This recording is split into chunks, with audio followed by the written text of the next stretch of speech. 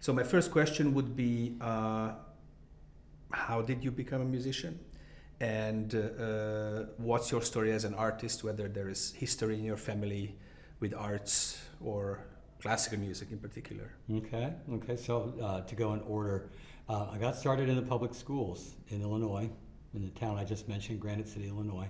They started in the 7th grade there, and at the end of 6th grade, which was still elementary school then, the strings teacher came in and gave some demos at our school, and I was, captivated. Immediately with the violin? Immediately, yeah. She played on the violin. That was the instrument she chose to demo on. So I started in the schools and have played ever since. Was just in the schools for about 6 months, and I got a private teacher, so that started having. Was there a youth orchestra in Granite City? There was, the school program was strong enough, there actually didn't need to be. If there was a youth orchestra, we did end up leaving the year after I started. We went to another place in Illinois. I had lived there from birth until the age of 13. And then we moved on. So if there was a youth orchestra, I didn't get to experience it. There was a nearby Suzuki program that I did get to experience, the group activities from, and also the school. So it was all pretty stimulating, really, and I think it intensified as you went into more advanced grades. And then what? Then university? Then university, yes, and I did major, went to Ithaca College, and there was a teacher there who actually was the daughter of, if not the founding, then an early conductor of the Huntsville Symphony, Russell Gearhart. You probably yes, sure, yeah. Interestingly, she married a Gearhart with a slightly different spelling, so rather than Gearhart, it was Gear. But she gave some workshops near Birmingham. She did that for several summers in a row, and I went to one, and I realized she was a really terrific teacher. So this was she was at Ithaca College. She also conducted the orchestra and the string orchestra, so I got her whole philosophy, the good and the bad. There's no bad philosophy. Of course not. So how did you end up here in Huntsville? Okay, that again was due to my dad's work. He came here when I was in college, actually. And so between my sophomore and junior years, so I ended up finishing off after we had moved here, and I've been here ever since, playing here. And you joined the symphony when? Well, I actually, when we moved, I took a year off, so that was 1980, and then I came back for my continuous run in 83. So, and I played those 38 seasons. Wow. And do you remember your very first concert that you played? I think I do. At least I remember the soloist, who was Robert Merrill, the baritone, who even then was his career was winding down. Yes. But I remember that. There was, I'm not sure what else was on the program. We did play the Hanson Marymount Suite around that time. So I remember some of the pieces we played. So been a long time. Then Roberta Peters came after that, who I believe was Robert Merrill's ex in the same season. Yeah, but not the same concert. Not the same concert. To avoid any problem there. What you retired from the symphony playing, you're coming back to play with us, which is great. Mm-hmm. And I know that you teach, so Mm-hmm. you're busy with your studio. Mm-hmm. But other than that, what do you do when you're not? When you don't have the violin in your hand in some capacity? Right. Big on gardening. Okay. Big on hiking, fitness. Let's see. I've got a dog, so that's quite a time-consuming proposition. So. And so, what's your favorite hiking trail? Are there any? Around here, there any of the land trust trails I love. There's one. Bethel Springs, that's out in New Hope, which leads to a big waterfall. It's a pretty rugged trail, but there's a really consistent waterfall there that goes most of the year. So, and then I love national parks. So we just did Acadia National Park this summer. So yeah. So can you imagine, just in hindsight, like doing anything else? Like can you see yourself? Is there anything in your life that you'd say, okay, well, if I'm not a violinist, or this is not what I did, then I'd be equally good at. Probably some branch of teaching. And later, I realized I'd probably, just personality-wise, be suited to physical therapy. Okay. And that came about because I had some physical therapy, and I realized, you know what, I'd probably be pretty good at this. This is kind of a one-on-one situation where you're helping somebody. Let's talk about a little bit, because I think we don't talk about that enough. That is the physical therapy and why musicians need it and how that works. I don't think that people, even if we do adult string classes here in Huntsville. So, but someone to play maybe an hour or a half an hour a week, it's not the same as practicing for hours. So just tell us a little bit about that and the importance of that. Okay. So string players have been described as upper body athletes. So I mean, if you think about the vigor, of some of the motions that we were about to make in this Rachmaninoff, and the amount of time, that we'll be doing those vigorous motions, it's not hard to imagine how repetitive strain thing. If you can get repetitive strain sitting at a keyboard, then imagine what you can move with your fingers on a fingerboard and whatnot. So the nice thing about that, well, let me finish that thought. It's a landmine of possible physical difficulties for musicians who play many hours a day, all kinds of repetitive strain things and syndromes and whatnot. The good news is there's also a whole burgeoning field of methods of getting around this, and a lot of them have to do with knowing your body better. So I've been studying, since I left my position as a principal in the symphony, been studying this discipline called body mapping, which I think is the cutting edge. It really stresses a whole lot of knowing where your joints are and mapping them. That's where the term comes from, and kind of the way the muscles and interact and move the joints and move the bones, that is, from the joints. So it's pretty detailed, actually. And it's very specific to playing a certain instrument, right? Well, the nice thing about it is there was the originator was an Alexander technique teacher who was a drama person. Her husband was a cellist. This was at one of the universities in Ohio. And they, as Alexander teachers, they were constantly helping young people who had gotten into trouble.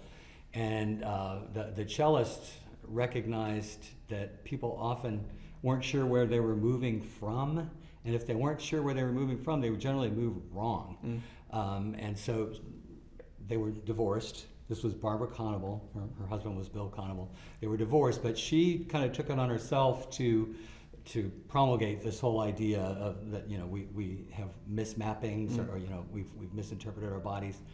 And so she has recruited people to do instrument-specific books. There's an oboe book, there's a violin book, there's a singing book, a piano book, etc. And probably more that I just can't think of right off the bat. I've actually studied one-on-one with the author of the violin book. She's written 3 books now, so she's in Canada. So yeah, that's what I've spent a good bit of my time doing. It's fascinating. And the potential to help people out of trouble preemptively, rather than waiting until you're about to lose your career. Is just tremendous. So what type of problems can you get from playing the wrong way? Right. What's the most common? Anything that can be caused by too much tension.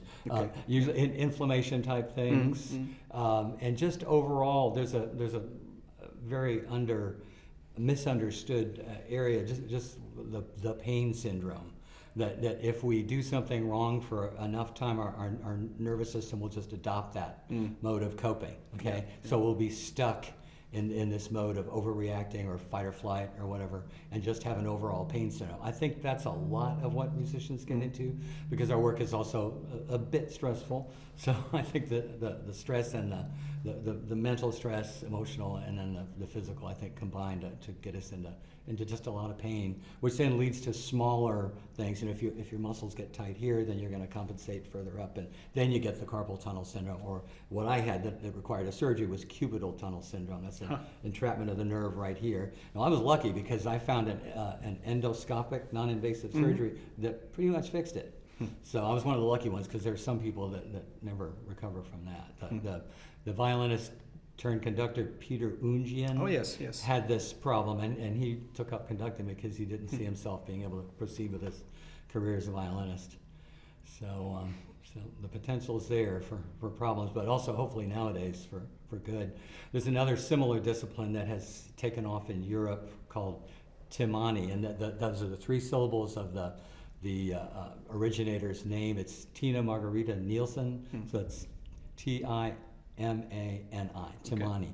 So and it's similar. She deals a little bit more with the muscles than with the joints and bones and all that, but very similar, and a lot of practical exercises and things you can do to retrain your moving to be more efficient. So the pianist Leif Ove Ansnes Yes. got into trouble, and this person, the Timani originator, helped him return to performing at a level that he, So you can find people online talking about these methods and how they worked for them or didn't work for them and so on. So, That's right. yeah. That's right. That's right. So I think it's since you're teaching and you're probably telling your students early on to pay attention exactly to those things. Exactly. I've got a skeleton model in my studio, and I've got a full size model of the right arm and stuff like With that. a violin. So not with a violin, but I put the violin, a toy violin, on the skeleton to show them how where it really needs to sit in order to optimize their comfort and ease and all that. So yeah, I started them early. So after 30, how many years? 38 38 seasons, seasons, and teaching since when? about the same time, early 80s. What's your take on the future of classical music? Just considering what you have seen in your professional career, and maybe you have a sense of where this is all going, and whether there is hope for us. This is always this conversation of like, oh no, this is going to go away, Right. and new generations are not interested in it, yada yada yada. Sure. So Well, then I would just ask them to come sit in my studio sometime, because the kids that fall in love with it fall hard in love with it. I've got kids that are passionate about it. I just sadly lost a student who's now at Vanderbilt in pre-med, who still found time to practice 3-4 hours a day and learn Saint-Saëns' Introduction to Rondo Capriccioso, which is a notable warhorse in the violin literature. So, while still being a good baseball player, a straight A student who nearly got a perfect SAT score and stuff like that. So, like I say, the kids who love it really, really love it. Not many of them major in it. That's the problem. So, case in point from this boy I just mentioned. However, I do have one student who's determined already by the time she was in her early teens, or even when she was a tween, she had already made up her mind she was going to be a violinist. So how is classical music different from anything else? I mean, we all know that it improves the brain functions and it's good for kids for coordination and all that, and all the practical and that's things. practical things. That's kind of common knowledge now. But do you see it as something unique, different from other things? Does it have benefits that other things don't? Or is it really just a preference of, okay, I like video games and I like the violin? I'm a little limited on these things, because I will confess that most of the popular music I know from playing Pops concerts in adulthood. I will say this. I'm going to give an example of when we played Scheherazade at First Baptist Church, one of the most hackneyed warhorses in the literature. But the experience I had when we played that, after all the commotion of the last movement, when the opening comes back again, and all the waves are crashing and all that, I was just so astounded in the performance at where he got this and how he's able to create this world. And I was looking around to see if anybody else was having this similar type of experience. So to me, I would say that I don't see how else you can get this kind of experience from anything else that I've come in contact with. This experience of feeling the emotions in real time, of hearing a story told like that, like Rimsky-Korsakov did, or just an abstract experience, emotional experience, whether it tells a story or not. I don't see how you can get there with anything else that I've come in contact with. I love the visual arts, but the experience is real different, because music is just visceral and it's in the moment, just the way our emotions are in life. So that's what I would say about it. I hope people. The problem is whether people will see that or not. That's I think the future of our. Well, that's our job, I guess. Mostly our job That's why I teach to convince those them. 4 or 5 hours a day, because I have met lots of kids who, even though they their violin playing wound down eventually, they still go to concerts. They subscribe to series. They come to hear the Huntsville Symphony. So, you know, Great. they were exposed. Thank you so much. Okay. Thank you. Pleasure.